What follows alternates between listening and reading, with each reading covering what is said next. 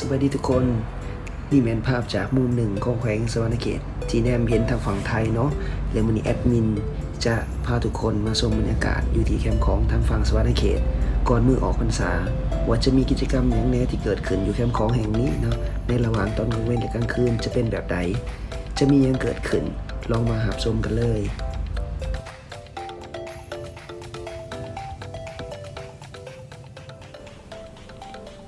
และนี่แมนฮอมเหสักลักเมืองเนาะซึ่งเป็น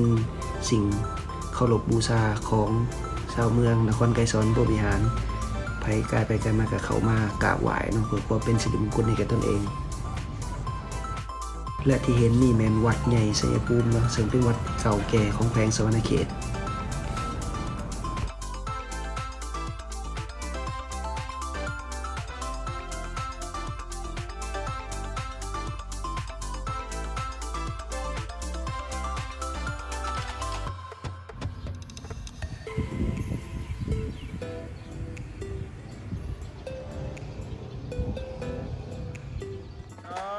เปลี่ยนท่าหนึ่งสอง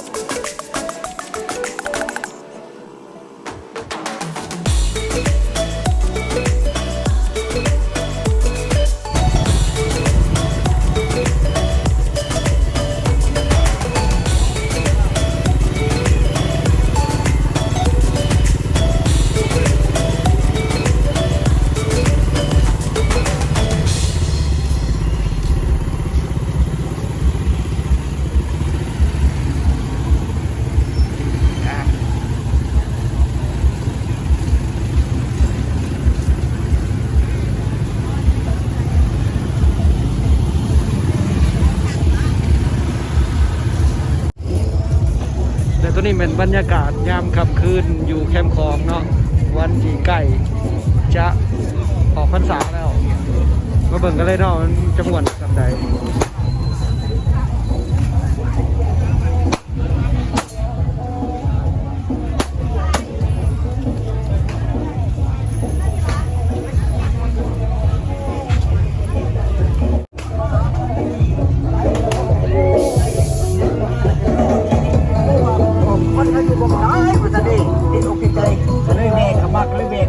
อยากจะได้บักกะบ้านกับเจ้าเลยซื้อติดไม้ติดมือฝากกูอยู่บ้านเมื่อฝากกูอยู่บ้านเลยพี่น้องเด้อโอเคถ้าว่าที่ต้องติดใจการร้องเข้ามาซิมเบิ้งพี่น้องอะไรไปบอกได้ใจได้ก็ได้ครับข้าธรรมดาสองคนคนละสามกินแล้วที่ต้องติดใจเป็นอย่างมันมาพี่น้องทันกินได้เจ้ากำลังสามบอกมันก็วันคือของไม่ดีเป็นผู้บอกดีตามเสียงร้องมา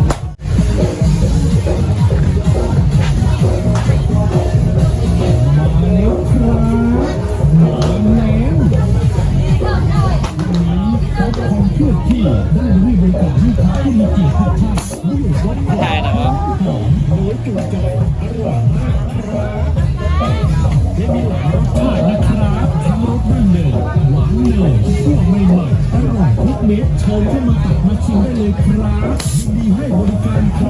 บเซิร์ชเวมาทางนี้เด้อพี่น้องเด้อว่าจะเป็นทั้งป้าลุงอาหน้าบ่าวหน้าสาวน้อยลุงซุ่มซ้อมหรือว่านุ่มรอสาวสวยจะกินได้ทั้งนั้น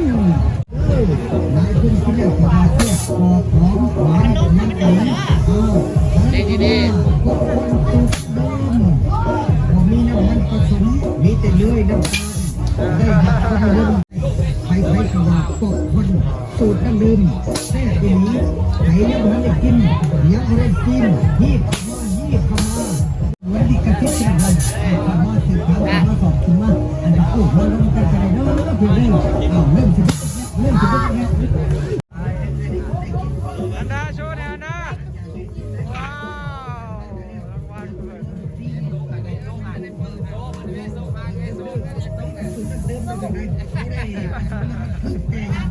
ถ้าบอกซ้อนดำเป็นเก็ด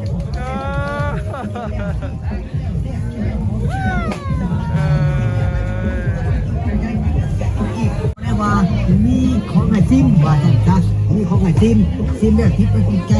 อยากซื้อกระบอกว่าซื้อกระบอกว่ากันเบื้องนอกคนเวียดนามว่าเข้ามาก็มีเด้อมันคือคนไปซื้อกินไม่ติดมือเพื่อสองเพื่อสามแต่ว่ามันเช็คคนเคลื่อนที่ได้มาให้บริการลูกค้าผู้มีเกียรติทุกท่านด้วยป๊อปคอร์นหอมเนื้อถูกใจอร่อยมากครับและมีหลายรสชาตินะครับทั้งรสดั้งเดิมหวานเนยคั่วใหม่ๆอร่อยเด็ดเชิญเข้ามาตักมาชิมได้เลยของหวานมันกินแล้วติดใจอยากกินอีกอยู่ไหนอยู่ทันได้กินอยากได้กินเสิร์ฟแบบมาทางนี้เด้อเด้ออย่าเป็นทางป้าหน้าบ่าวหน้าสาวน้อยนุ่มสุกซอมหรือว่านุ่มรอสาวสวยหรืออยากกินกับคนก็ได้เข้ามาไม่ต้องรีบเข้ามาโอเคเขาว่าใส่ถุงแค่หาเขากินเท่านั้นเขาว่าใส่จอกอาจจะรู้หลาในคนอื่นเยอะเห็นว้าไอ้นี่นี่ลุ้นอดีคนยิงเงินได้กินใส่จอกจะเพิ่มที่ได้คนที่กินยามไหนก็ได้เอาใจเอาเล่เอามาเล่ถูกไหม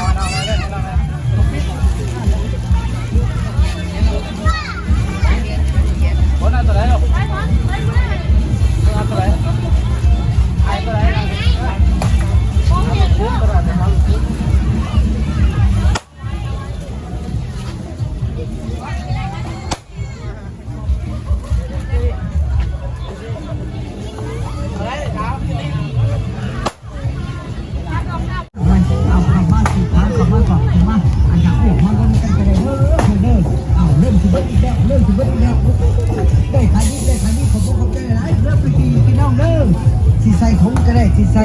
ดอกก็ได้ แต่ว่าราคาก็เดือนกันเพื่อนแต่พันกีบบริษัททราบเพียงแต่พันกีบใส่ทุกวันหาพันกีบใส่ดอกก็นี่อาจจะรู้ร้านนี้ยังแดงทุกวันเดือน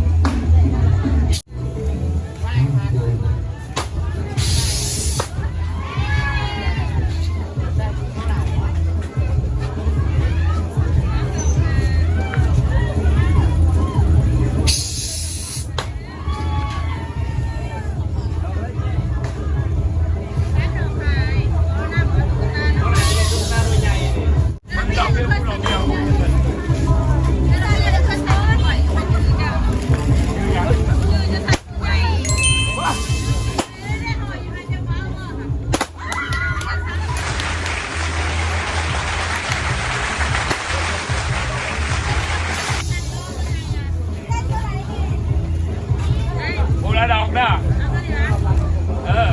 ผู้ละดอกขันบอผู้ละดอกไหนรู้แล้วมาสองคน เ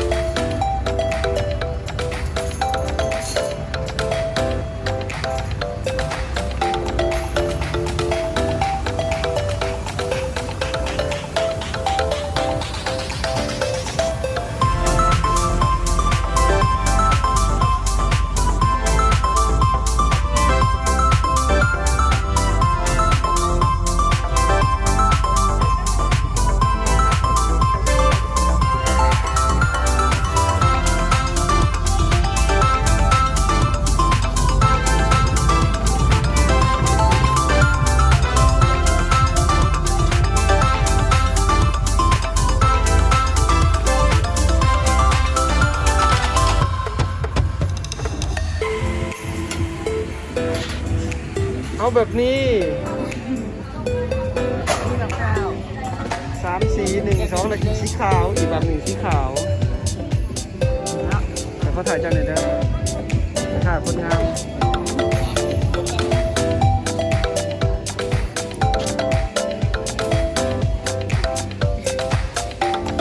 ขอบใจเด้อ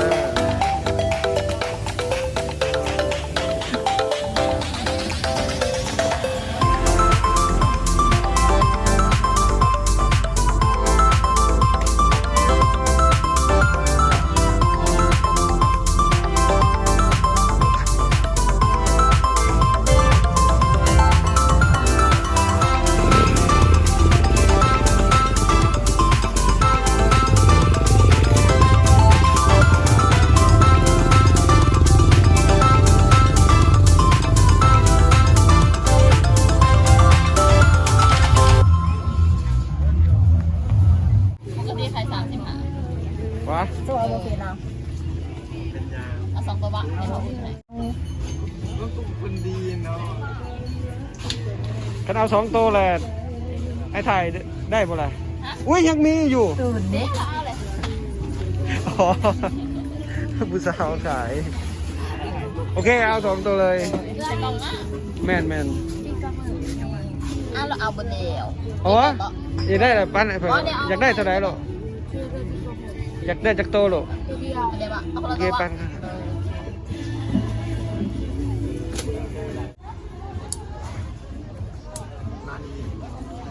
โอ้2ตัวเลยสัก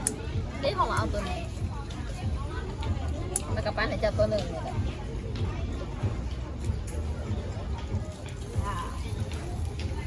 โอ้โคตรเท่เลยคนนี้นี่มีเพจออกมา